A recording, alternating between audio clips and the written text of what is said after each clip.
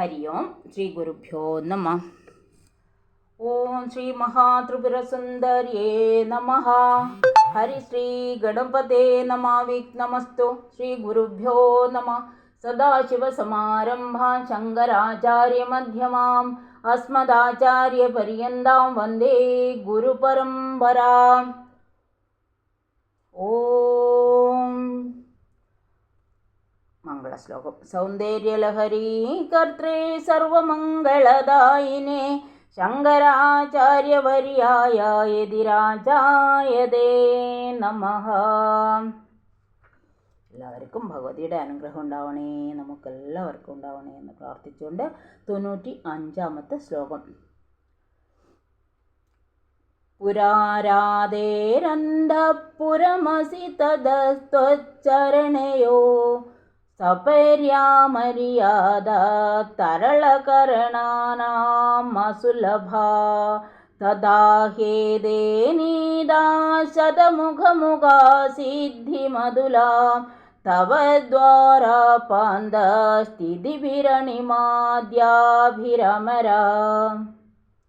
പുരാരാധേരന്തഃ പുരമസി തതഃ ത്വച്ചരണയോഃ ത്വച്ചരണയഃ സപര്യാമര്യാദാ തരളകരണാനാം അസുലഭാ തഥാ ഹി ഏതേ നീതാ ശതമുഖാ സിദ്ധിം അതുലാം തവ ദ്വാരോപാന്തഃ സ്ഥിതിഭിരണിമാദ്യാഭിരമരാഃ. ത്വം അങ്ങ് നിന്തിരുവടി ദേവി പുരാരാധേ പരമശിവന്റെ അന്തഃപുര നായികയായിട്ട് ഭവിക്കുന്നു.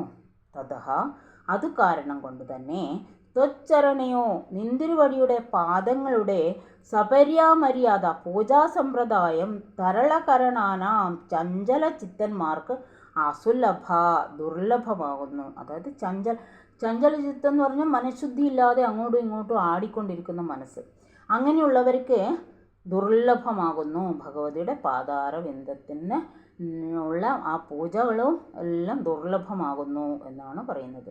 ആ മനഃശുദ്ധി ഉണ്ടായാൽ ഭഗവതിയുടെ പാദം തെളിഞ്ഞ കാണാം, പൂജ ചെയ്യാം, മനസ്സിൽ പൂജ ചെയ്യാം. തഥാഹി അപ്രകാരമാണല്ലോ ശതമഖമുഖാഹ ഇന്ദ്രിയൻ തുടങ്ങിയ ഏതേ ഈ അമരാഹ അമരന്മാർ എന്ന് പറഞ്ഞാൽ ദേവന്മാർ, ഒരിക്കലും അവർക്ക് മരണമില്ല.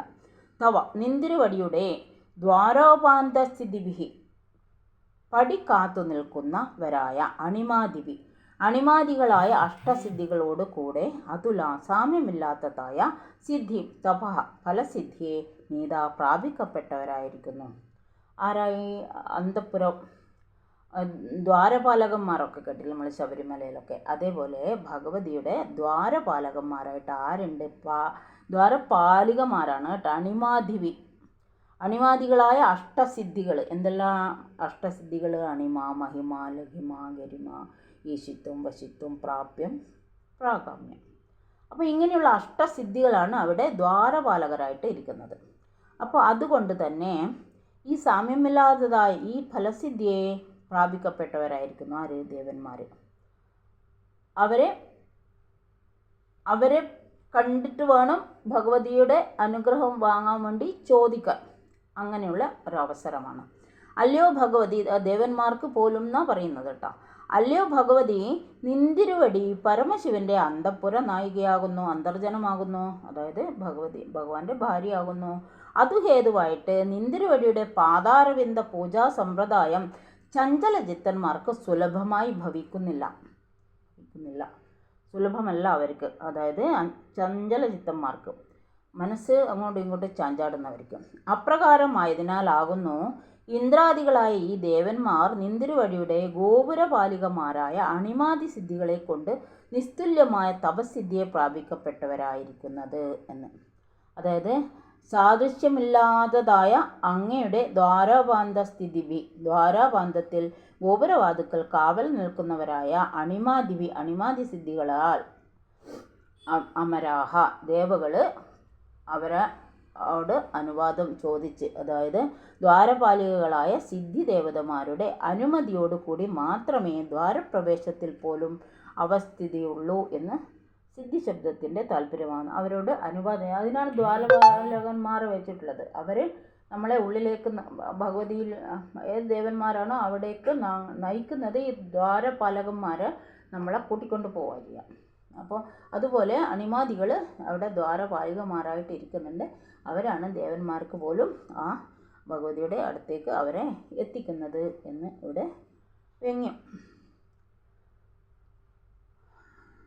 ഹരി ഓം ശ്രീ ഗുരുഭ്യോ നമഃ. എല്ലാവർക്കും ഭഗവതിയുടെ അനുഗ്രഹം ഉണ്ടാവണേ എന്ന് പ്രാർത്ഥിച്ചുകൊണ്ട് ഹരി ഓം ശ്രീ ഗുരുഭ്യോ നമഃ. കായേന വാചാ മനസേന്ദ്രിയർവ്യാം ബുദ്ധ്യാത്മനാ വാം പ്രകൃതേൻ സ്വഭാവാത് കരോമി അദ്യ സകലം പരസ്മൈ നാരായണായേതി സമർപ്പയാമി. ശ്രീമന്നാരായണായേതി സമർപ്പയാമി. ഓം ശ്രീ മഹാദേവ്യേതി സമർപ്പയാമി. സർവത്ര ദേവീ നാമസങ്കീർത്തനം. ശ്രീ മഹാദേവ്യേ നമഃ. ഹരി ഓം ശ്രീ ഗുരുഭ്യോ നമഃ. ഹരി ഓം.